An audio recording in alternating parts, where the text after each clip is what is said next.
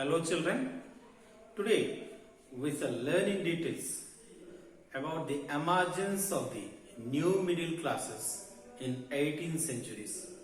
And when the new middle classes begin to increase the status, begin to increase their identity, begin to increase their importance in the society, how they begin to question the end of social privileges that is enjoyed by these first estate as well as the second estate.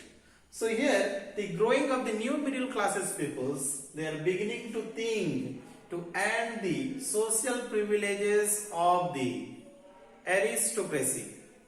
They are beginning to think to abolish the social systems that was prevalent in European societies during the 18th centuries.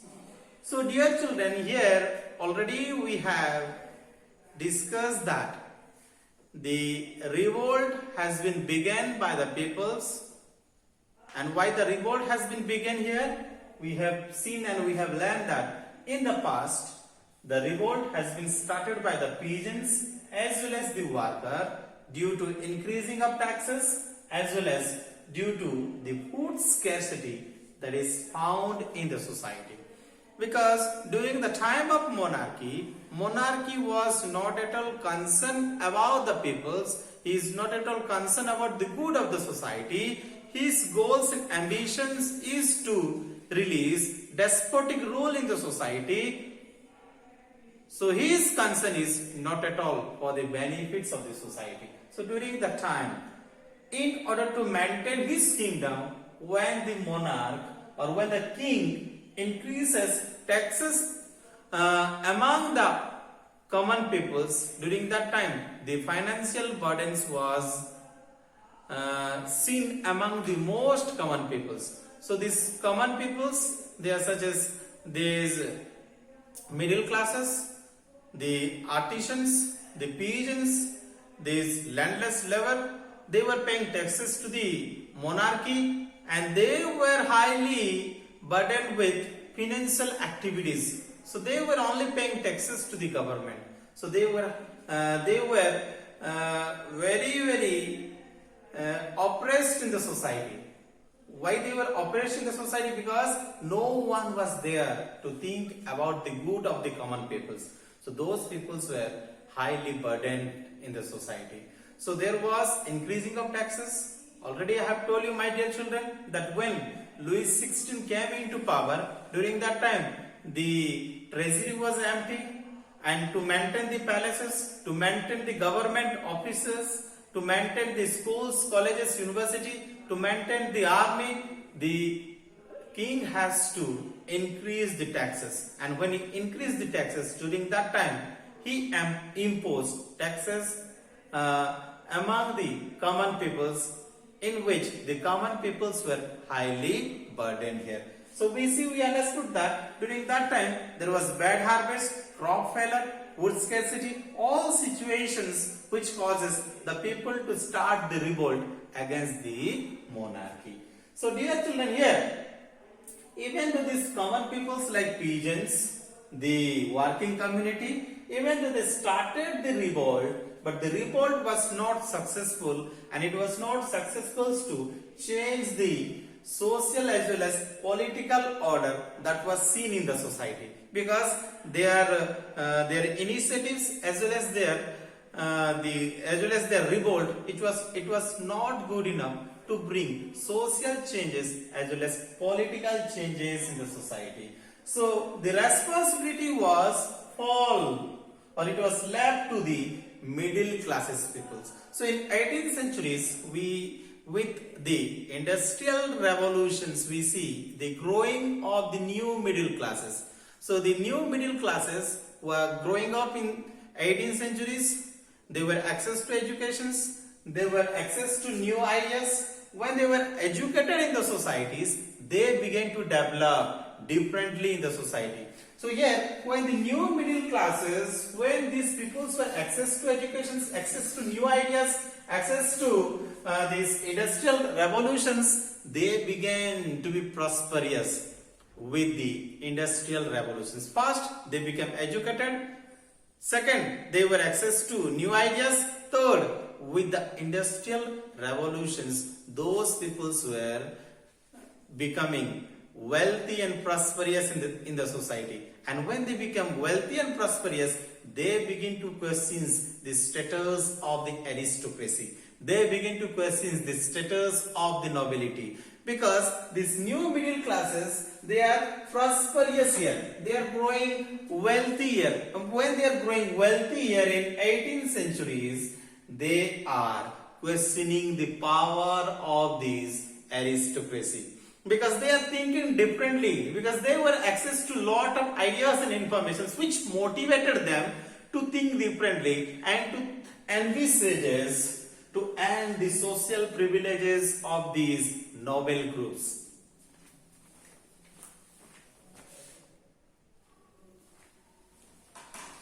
So dear children, when these new middle classes begin to develop their status, begin to develop their ideas, begin to develop their positions in the society, they begin to question the social privileges that was enjoyed by the noble groups in the society. So they begin to question the rights that was enjoyed by the noble groups in the society.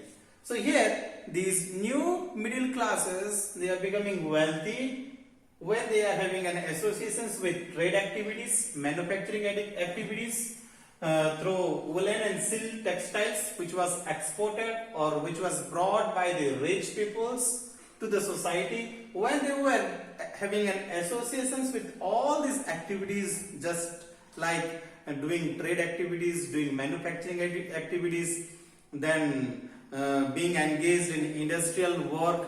So with these industrial revolutions, these peoples, these new middle classes, they begin to develop their status in the society. And when they develop the status, when they become educated in the society, they begin to think very differently. They question the authority of the monarchy. They question the social privileges enjoyed by the noble groups. As we see that, they begin to question that, or they begin to think very differently, and they said that there should not be any groups in the society who should enjoy the social privileges that is based on birth. So they began to question that. They understood that there should be equality in the society, there should be freedom in the society, there should be liberty in the society. That is why they are giving ideas that, they are giving ideas, so making a statement that there should not be any groups in the society or no group in society that should enjoy the social privileges that is based on birth here.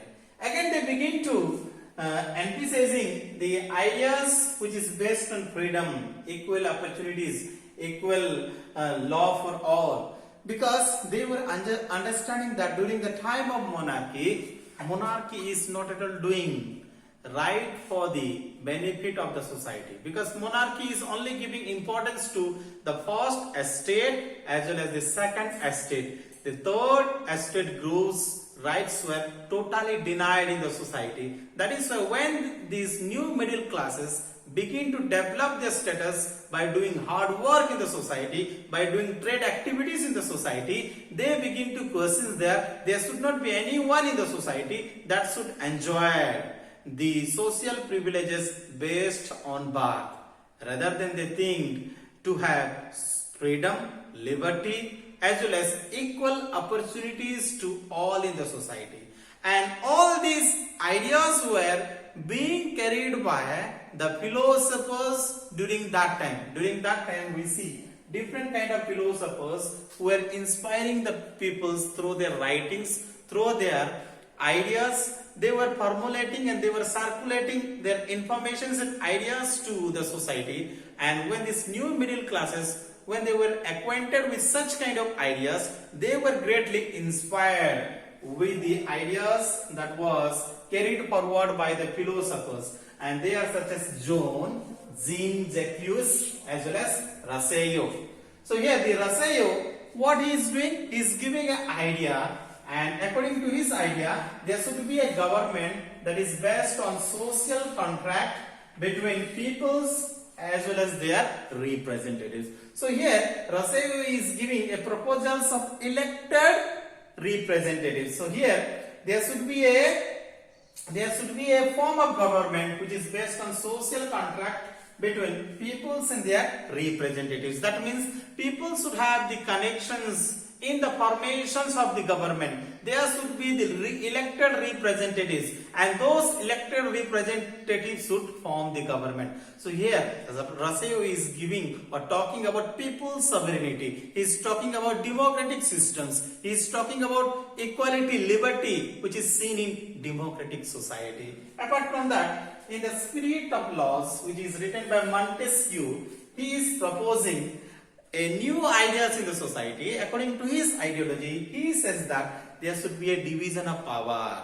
So because why he is saying that? Because during the time of monarchy, the power is centralized or it is focused in monarchy only. That is why he is saying that the powers should be divided in the society. There should be division of powers between legislature, between executive, or between the judiciary. So here they are talking about federal structures. He is talking about federal structures here. In federal structures, the power sharing happen. So how the power sharing should be happening here? The power sharing should happen between the different organs of the government. They are known as legislative or legislature, executive, and judiciary. So here, according to Montesquieu, in his writing that is known as the Spirit of Laws, he says that Montesquieu says that there should be division of power. That means power should not rest in one particular organs of the government, rather than there should be division of power between the different organs of the government. They are such as legislature, executive, and the judiciary. That means we should share the powers here. There should be a democratic structure. There should be a federal structures in which there should be divisions of power. So dear children, when we are not sharing powers between the different organs of the government, that is leading to conflict in the society. Why there is conflict in these French revolutions? Why there is revolt?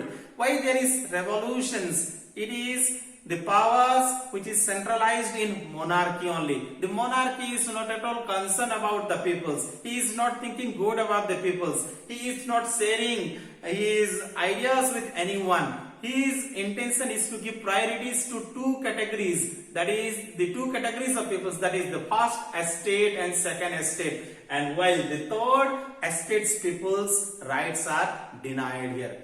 Due to such kind of systems in the society, which is revolt, which is increasing revolt in the society, which is causing the revolutions to take place in the society. So power sharing is very important here. So dear children, here such kind of systems which is seen in American colonies, which was independent or which got independent from this Great Britain, which got independent, the 13 American colonies that got independent from Britain, they adopted these kind of structures, the divisions of powers, which was proposed by the Montesquieu.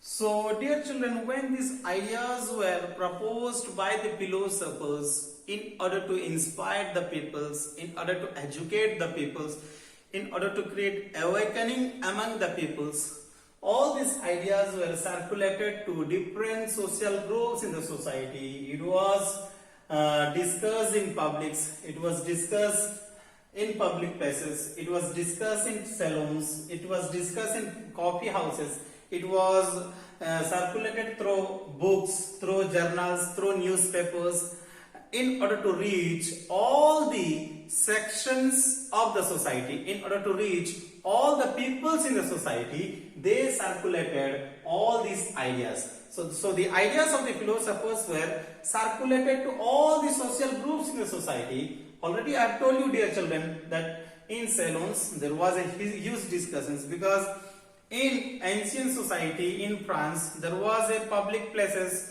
where people used to have discussions in salons. Salons is a place where people come together.